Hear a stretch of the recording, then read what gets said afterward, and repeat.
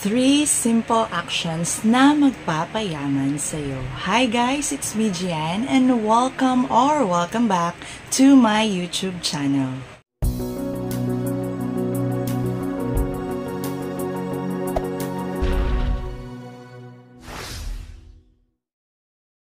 Katapusan na ng Marso and this day marks the end of the first quarter of 2024. So how have you been for this first 3 months of the year 2024? I hope everyone is well at sana ay nafe-feel at nakakamtan nyo yung mga dreams at iba pang bagay na gusto nyong makamit para sa taong ito. So for today's video, I will be giving you 3 actions na pwedeng magpayaman sa'yo for this year and for the coming years ahead.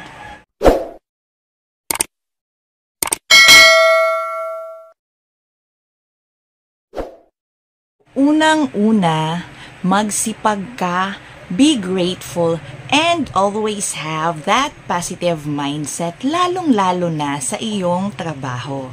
We are given the same number of hours per day, so we all have that 24 hours a day.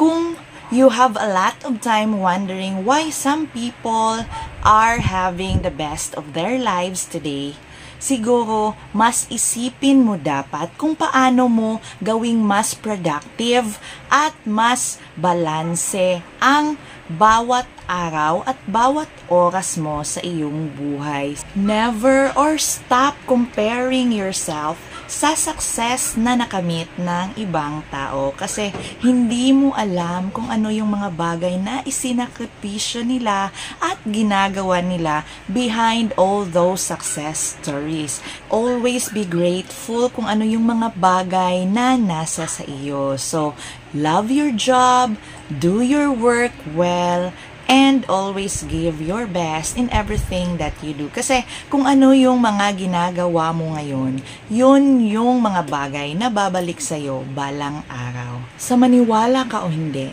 ang pinakamagandang investment natin sa ating buhay ay hindi naman ang pera o ang yaman, kundi ang bawat magandang aksyon, all the good deeds that we are doing sincerely sa mga nakakasalamuhan natin bawat araw.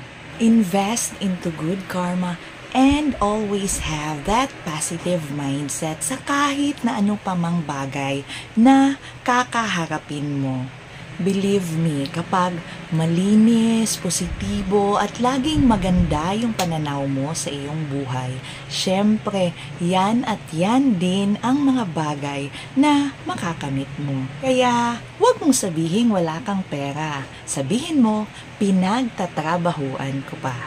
Number 2. Make your parents proud, lalong-lalo na ng mga nanay, ng mga mama. Kasi sila yung mga tao na siyang mas magiging masaya kapag naging successful ka sa iyong buhay. And of course, sila yung mga tao na pinaka-support system mo, na sila yung taong laging andyan at nagdadasal para sa ikabubuti mo.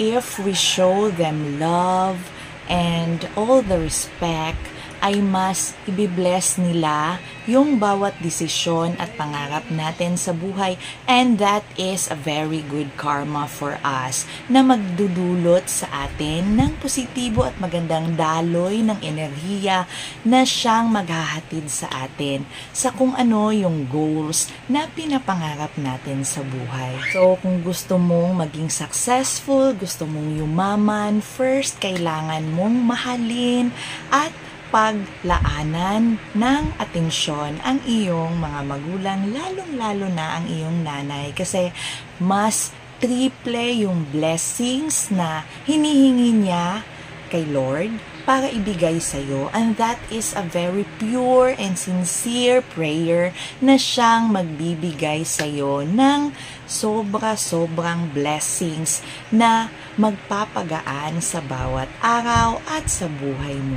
And the last but surely not the least among my 3 list of actions na pwede mong gawin para mas maging maganda yung daloy ng swerte sa iyong buhay is to be a blessing to others. So, suportahan at i-bless mo din yung mga taong nakapaligid sa iyo. Among all those people, yung mga nakikita mong nagtitinda at matyagang nagtatrabaho sa ilalim ng init ng araw just to support their family. They are the one who needs the most of your support. So, bumili ka from them, support lokal, kasi sila yung mga taong hindi naman kumakayod para yumaman, kundi just to feed their family. So, kung sinusuportahan mo sila, nagiging suki ka nila, ay isang napakagandang bagay na magiging maganda yung effect niyan sa ating buhay. Magiging magaan yung buhay natin kasi nga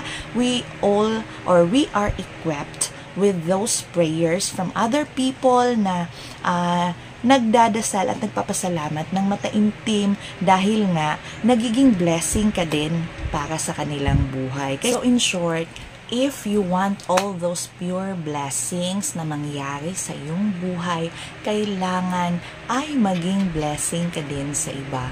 Do good and good will come back to you in folds. Hindi nadadaan sa puro pampaswerte ang pagkamit ng mga bagay na pinapangarap natin. It's always in the purest intention from our heart. Oh, that's it for today. Have a happy Easter, everyone, and thank you so much for always watching. Bye-bye.